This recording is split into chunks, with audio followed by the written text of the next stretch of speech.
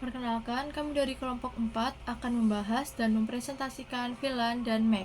Di sini saya Maria Alvareta dengan NIM 033 dan teman saya Daniel Evan dengan NIM 009, Ayu Arta dengan NIM 022, Faik Rais dengan NIM 025, dan Azahra dengan NIM 032.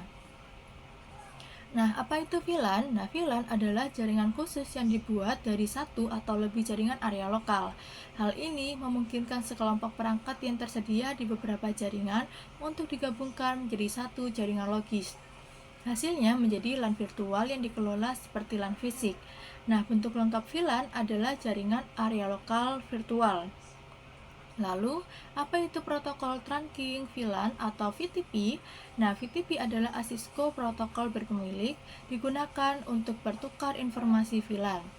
Nah, jenis protokol ini dikembangkan untuk secara efektif mengelola transfer frame dari VLAN berbeda pada satu jalur fisik. Nah, bentuk lengkap VTP adalah VLAN Tracking Protocol. Nah, dengan menggunakan VTP dapat menyinkronkan informasi VLAN seperti nama VLAN atau ID VLAN dengan switch dalam domain VTP yang sama. Lalu, protokol trunking VTP memungkinkan membuat VLAN hanya pada satu switch. Demikian pula, jika ingin menghapus VLAN, hanya perlu menghapusnya dalam satu switch. Setelah itu, otomatis akan beredar ke setiap switch lain dalam domain VTP yang sama. Lalu ada dua teknik VTP yang penting. Yang pertama, penyaringan bingkai. Nah, metode ini memeriksa informasi tertentu tentang setiap frame, alamat MAC atau protokol lapisan 3. Lalu yang kedua, penandaan bingkai. Nah, metode ini menempatkan pengenal unik di setiap header frame saat diteruskan ke seluruh tulang punggung jaringan. Nah, lalu persyaratan untuk protokol VTP. Nah, beberapa persyaratan bagi VTP untuk mengkomunikasikan informasi VLAN antara saklar Cisco ada 3. Yang pertama, versi VTP harus sama pada switch yang ingin dikonfigurasi. Lalu yang kedua, nama domain VTP harus sama pada switch. Dan yang ketiga, autentikasi harus cocok jika diterapkan. Komponen VTP, domain VTP, membatasi perubahan konfigurasi disebarkan dalam jaringan jika terjadi kesalahan. Suatu waktu, switch hanya dapat menjadi anggota dari satu domain VTP pada satu waktu. Informasi VLAN tidak disebarkan melalui jaringan.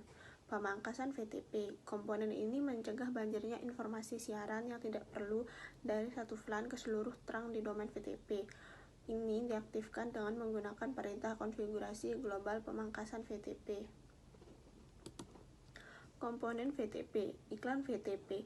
Mode VTP ini menggunakan hierarki iklan untuk menyinkronkan dan mendistribusikan konfigurasi VLAN dalam jaringan. Komponen ini mendistribusikan perubahan nama domain VTP dan konfigurator VLAN ke switch yang mendukung VTP. Minta iklan. Setiap kali permintaan iklan perlu dikirim ke server VTP dalam domain VTP yang sama.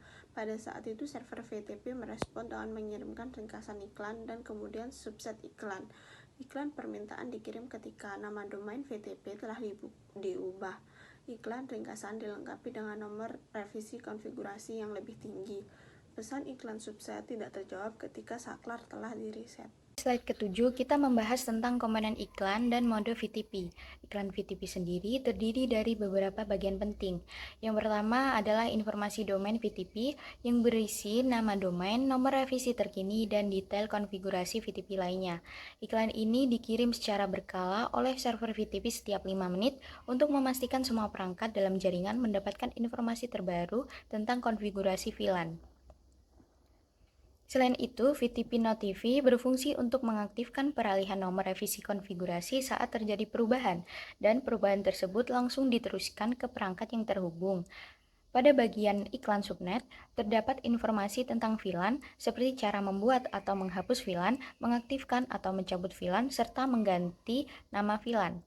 Nah, selanjutnya ada mode VTP, yakni ada 3. Yang pertama ada server VTP, bertugas untuk mengirimkan informasi VLAN ke seluruh jaringan. Lalu yang kedua ada client VTP, berfungsi untuk menerima informasi VLAN dari server VTP dan meneruskannya ke seluruh jaringan. Dan yang ketiga ada VTP transparent. Mode ini memungkinkan perangkat untuk meneruskan informasi VLAN tanpa memodifikasi konfigurasi VLAN di perangkat tersebut, menjadikannya lebih fleksibel. Pada slide selanjutnya, kita lebih mendalami tentang keuntungan, versi, dan kesimpulan terkait VTP. Keuntungan VTP sangat banyak. Salah satunya adalah memungkinkan Anda untuk melacak dan memantau VLAN dengan lebih akurat. Dengan konfigurasi plug and play, menambah VLAN baru bisa dilakukan dengan lebih mudah, tanpa memerlukan pengaturan manual di setiap switch. VTP juga memberikan konsistensi konfigurasi VLAN di seluruh jaringan dan membantu dalam pelacakan serta pemantauan VLAN yang ditambahkan. Pada bagian versi VTP, kita memiliki 3 versi. Yang pertama ada versi 1, versi 2, dan versi 3. Setiap versi memiliki kelebihan masing-masing. Dengan versi 3 menambahkan beberapa fitur penting seperti autentikasi yang lebih baik dan dukungan untuk VLAN yang lebih luas, yaitu dari 1006 hingga 4094. VTP versi 1 dan 2 hanya mendukung VLAN 1 hingga 1005. VTP versi 3 juga memberikan kemampuan untuk memiliki server utama dan sekunder, serta mendukung mode VTP mati yang memungkinkan kita untuk menonaktifkan VTP jika tidak diperlukan lagi. Pada bagian kesimpulan, dijelaskan bahwa VLAN adalah jaringan khusus yang digunakan dalam jaringan area lokal untuk mengelompokkan perangkat.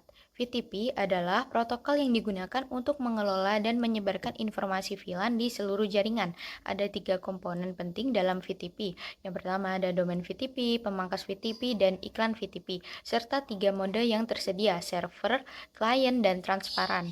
Secara keseluruhan, VTP sangat berguna dalam mengelola jaringan VLAN yang besar dan memastikan bahwa perubahan yang terjadi dapat disebarkan ke seluruh perangkat dengan mudah dan konsisten. Penjelasan ini diharapkan dapat memberikan gambaran yang jelas mengenai fungsi dan manfaat VTP dalam pengelolaan VLAN di jaringan komputer. Alamat MAC. Alamat MAC merupakan nomor unik yang digunakan untuk melacak perangkat dalam jaringan.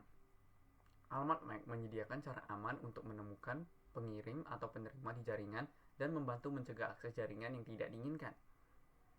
Alamat ini terdiri dari 12 digit heksadesimal dan digunakan untuk mengidentifikasi perangkat dalam jaringan lokal dengan alamat yang dapat diisi dengan angka 0 sampai 9 dan huruf A sampai F.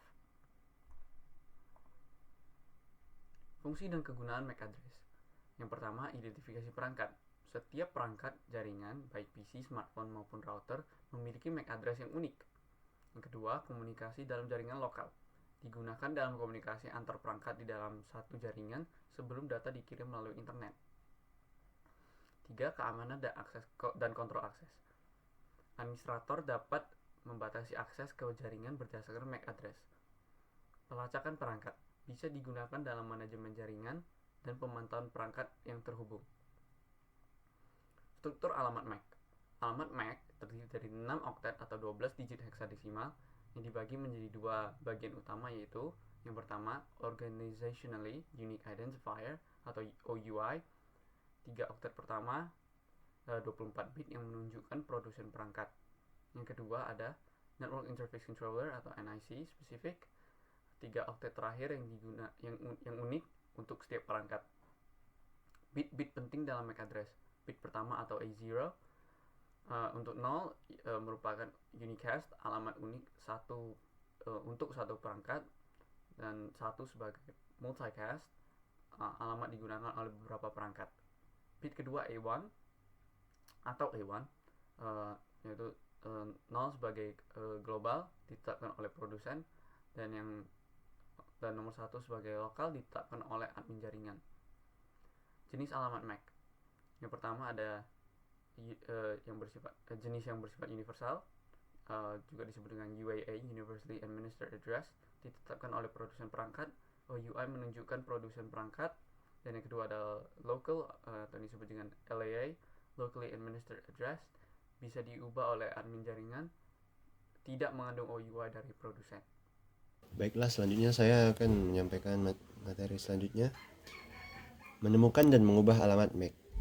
MAC OS, yaitu menemukan alamat MAC melalui sistem preference yang pertama. Yang pertama, buka sistem preference, lalu network, pilih koneksi aktif, misalnya Wi-Fi, dan klik advanced. Di tab hardware, alamat MAC Anda akan ditampilkan. Lalu yang kedua, menggunakan terminal. Buka terminal dari application, utilities, ketik ifconfig dan tekan enter. Lalu temukan antarmuka jaringan Anda, biasanya IN0 untuk Wi-Fi, dan lihat nilai setelah either untuk alamat MAC. Lalu selanjutnya, menemukan dan mengubah alamat MAC OS melalui sistem preference. Yang pertama, temukan nama antarmuka, lalu tekan dan tahan tombol option ALT sambil mengklik icon Wi-Fi di bilah menu. Catat nama antarmuka yang ditampilkan, misalnya IN0.